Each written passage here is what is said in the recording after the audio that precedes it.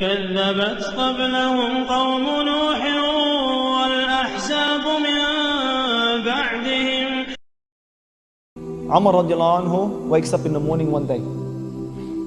He gets up and he starts waking up the Muslims for Salat al-Fajr. They all come to the mosque and he begins his prayer. While he's in his prayer, one of the slaves, the Jewish slaves, who made a specific double-edged knife specifically for Umar radiallahu anhu, goes through the lines as the Muslims are praying and he stabs Umar several times.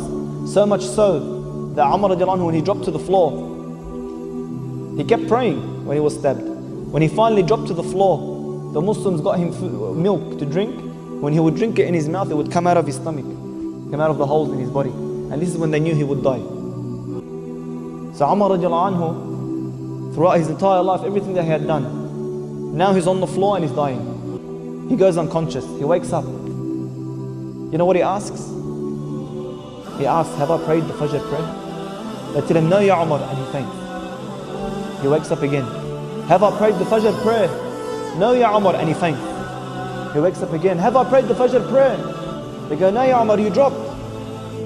His son brings a pillow to put under his head. He goes, remove that pillow from under my head and put my head in the dirt. Maybe Allah will see my head in the dirt and have mercy on me. Because he missed one prayer. Because he missed one prayer. And it wasn't even his fault. He was in the actual prayer. Look at his status. Look at where he was. Look how much Allah loved him. He was already guaranteed paradise. Yet look how worried he was that he missed one prayer. How many prayers do we miss? Billah alaikum. And I've tested this myself. Wake up in the morning one day late. You've missed Fajr and you're late for work. Which one are you worried about more? You've slept in the morning. You've got to be at work at 8. Fajr is at 5. You slept in, you wake up at 8:30. You're half an hour late for work and you're 3 hours late for Fajr. Which one are you more upset for? Wallahi, it would be our work. Isn't that sad? Isn't that sad? When in reality, the greatest, the most important pillar of Islam after the Shahada is our Salah. The most important pillar after the Shahada is Salah. Ali radiallahu anhu, when he would make wudu, he would shake. Ali, the warrior, the one who never faced a man one-on-one and lost the battle. The man who dared to challenge the Prophet ﷺ. He told him, the Prophet ﷺ told him, no one can ever pray a prayer with full khushu'. Ali goes, I can. The Prophet ﷺ told him, if you pray a full prayer in khushu', with complete khushu', I'll give you my abayah. So Ali radiallahu anhu gets up and he starts praying. He actually challenged the Prophet. He starts praying. And then he gives salam and he gets up. The Prophet ﷺ, did you pray the full prayer with khushu'? He goes, Ya Rasulullah, I prayed the full prayer with khushu'. Until I got to the end of the prayer, I wondered, were you going to give me the new abayah or the old abayah? Ali radiallahu anhu, the man who was this warrior, when he used to make wudu, he used to shake. They go, Ya Ali, why are you shaking? He said, how can I not shake? Don't you know who I'm going to meet? I'm going to meet the Lord of the heavens and the earth. I'm going to stand before the Lord of the heavens and the earth. Ali radiallahu anhu, look, why was he at such a great status? Very simple. One day he was praying and the house around him began to burn. He was in a house fire. And people all gathered around and they saw him, he's still praying. And then they called out to him, Ya Ali, the house is burning, Ya Ali, the house is burning, and he didn't listen. At the end of the prayer, he gave salam and he walked out. They go, Ya Ali, didn't you hear us calling out to you that the prayer is burnt? The house is burning? He replied, can you hear what you're praying? Can you actually hear others or hear things while you're praying? He couldn't understand, how could that be? Is that the true value of salah in our lives? Seriously. Do we have that khushu'?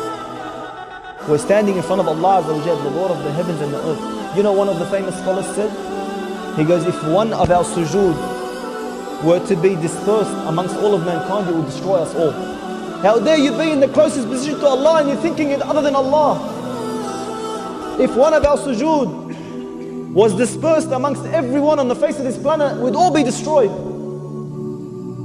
How dare we be in the closest position to Allah and we think of other than Him?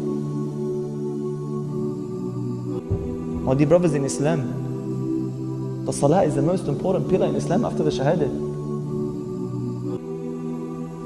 Yet how many people didn't pray right now? They're right here in the gym. We didn't do anything. We didn't say anything. We did not say anything. Imam Malik radiallahu anhu, and we all know his story, his famous story, where after Asr you're not supposed to pray anything. And he walks into the mosque and he sits down. He didn't want to pray Tahiyyat al-Masjid because after Asr it's makruh. That was his opinion. As he sat down, a young child was sitting on the side. He goes, you're such a great Imam, don't you know you're supposed to pray 2 rak'at when you walk in? He got up and he prayed 2 rak'at. So his students were sitting there watching. They go, Ya Imam, how can you get up and pray? Did you find new dalil? Did you find new proof and change your opinion that you should pray? He goes, no, I'm still on my opinion. They go, then why did you pray?